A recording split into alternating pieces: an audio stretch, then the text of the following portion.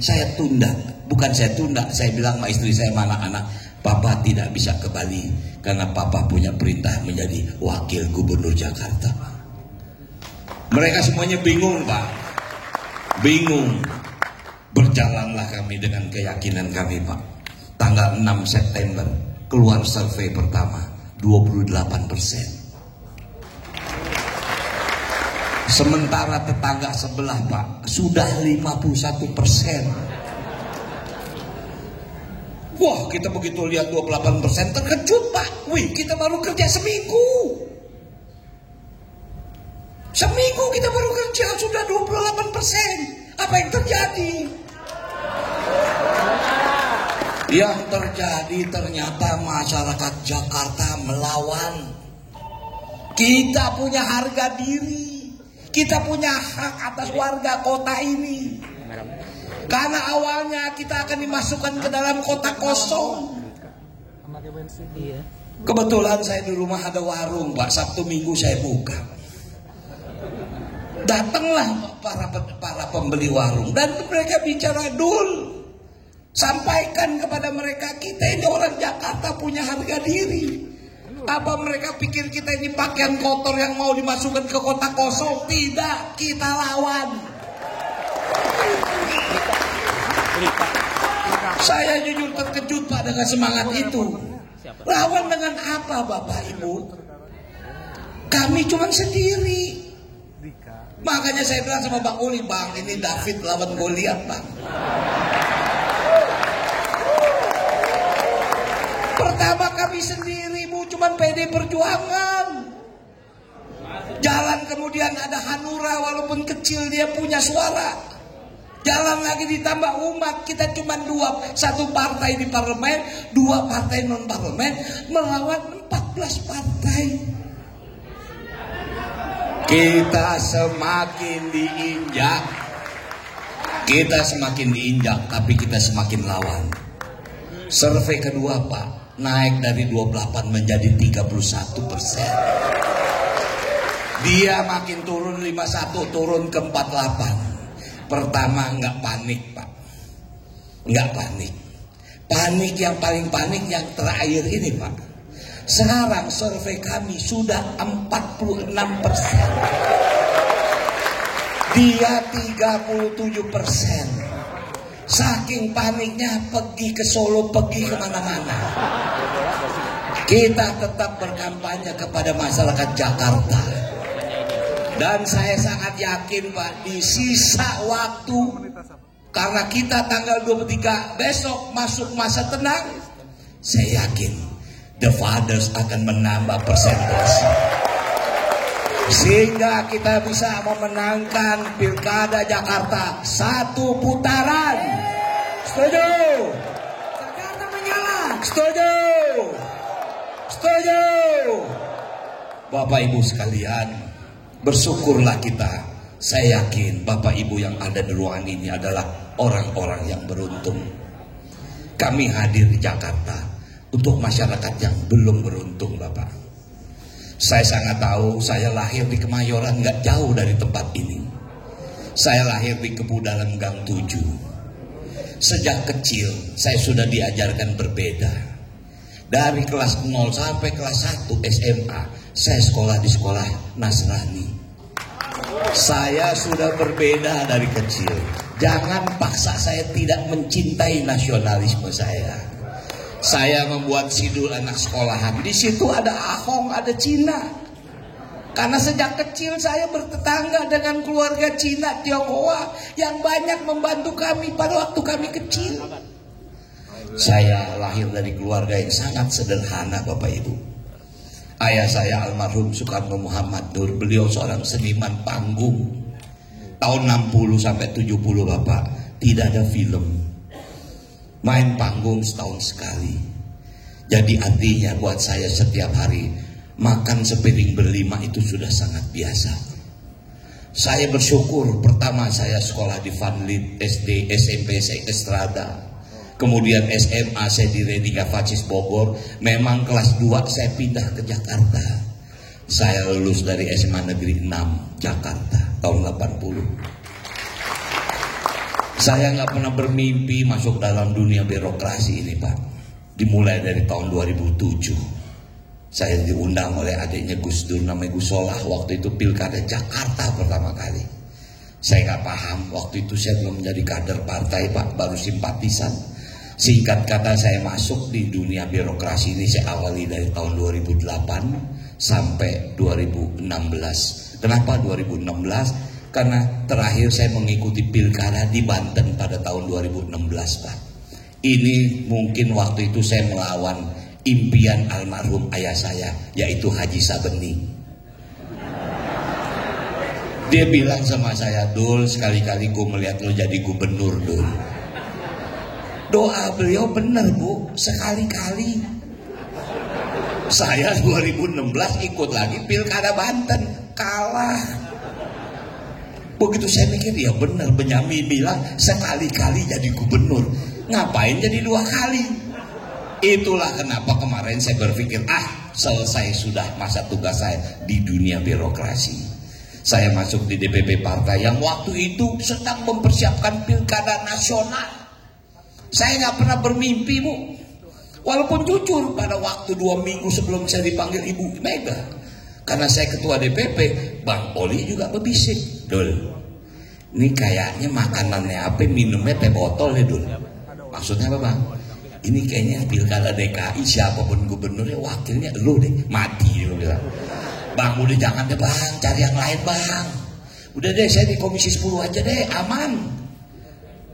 Lebih alam pasti kan, kalau cuma cari aman kan aman, Pak. Dilantik, dapat gaji, ada reses, ada kundapil, nggak hilang penghasilan. Ini belum tentu menang besok. Kalau Fathers nggak bantu saya kembali lagi jadi supir oplet nih, Pak. Kalau saya nggak dibantu oleh keluarga besar The Fathers ini, kembali lagi saya jadi supir oplet. Nah, jadi artinya Bapak, saya sangat paham masyarakat Jakarta ini. Banyak Bapak Ibu sekalian, banyak anak-anak kita yang belum bisa melanjutkan sekolahnya. Karena apa? Tidak bisa menebus ijazah, Pak Ibu. Realita ini.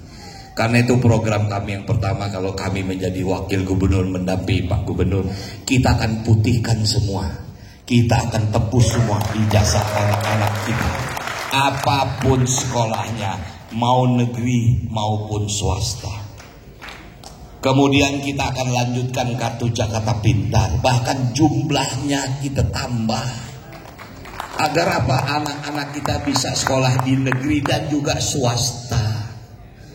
Bahkan sekarang DKI sudah mengetuk anggaran 7 triliun untuk menyiapkan sarapan pagi, Pak. Pemerintah pusat menganggarkan untuk makan siang gizi gratis untuk seluruh Indonesia. DKI menyiapkan sarapan paginya gratis.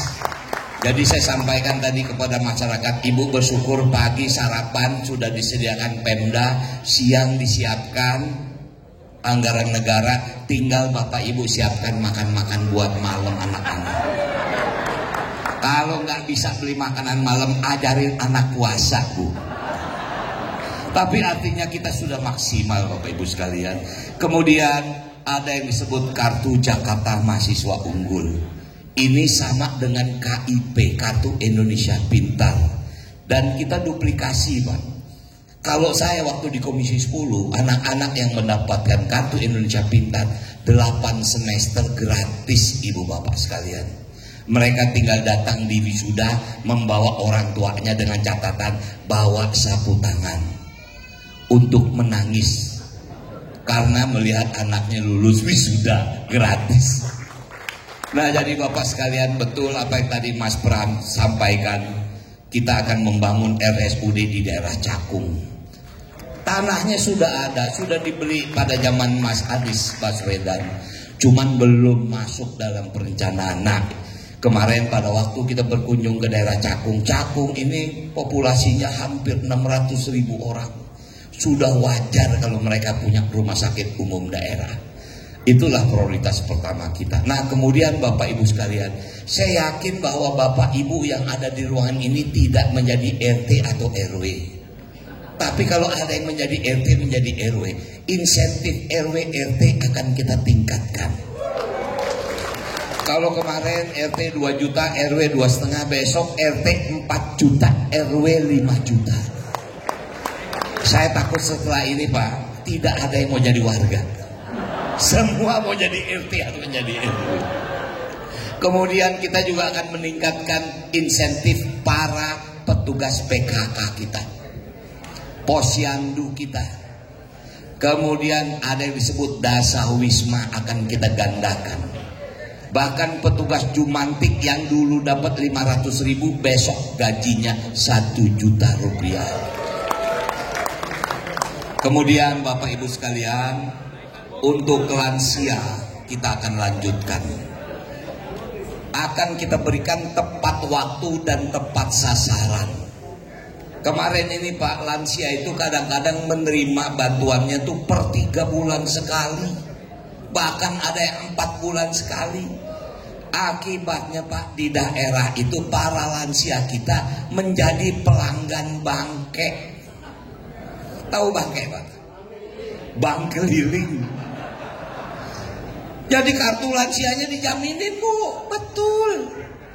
Dia dipotong lah karena nggak punya duit, menunggu anggaran turun 3 bulan 4 bulan ya. Hidup kan mesti setiap hari. Terpaksa dia gade kartu lansianya ke bangke. Ini yang membuat bank keliling di bawah itu sangat merajalela. Nah artinya kita akan menertibkan itu, kita akan berikan tepat waktu dan tepat sasaran. Ibu sekalian, bapak sekalian, ada yang bertanya kepada saya, mungkin tidak ada konteksnya dengan keyakinan The Fathers, tapi ini bagian dari kehidupan Jakarta. Ada yang bertanya kepada saya, Bang, 100 hari pertama apa yang abang kerjakan? Pak, kalau kita hitung 100 hari itu 3 bulan. Desember, Januari, Februari, Maret. Maret akan masuk bulan puasa Pak, menjelang hari raya. Bapak bisa bayangin menyediakan kebutuhan pokok masyarakat Jakarta dalam bulan Ramadan. Masyarakat Jakarta itu Pak tercatat 11 juta. Tapi sesungguhnya unik Jakarta ini Pak. Pagi 14 juta, malam 9 juta. Benar. Bapak bisa bayangin, ibu bayangin, kapan waktunya Jakarta macet? Kapan macet?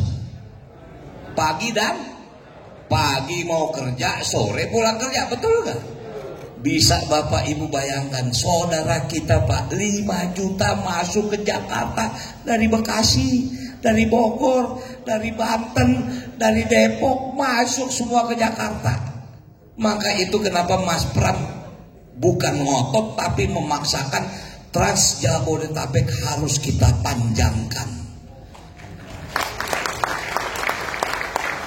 Transportasi harus kita sampaikan ujung Depok, ujung Bekasi, ujung Bogor, ujung Tangerang, ujung, dengan harapan Bapak datang ke Jakarta nggak usah naik kendaraan pribadi, naik kendaraan umum.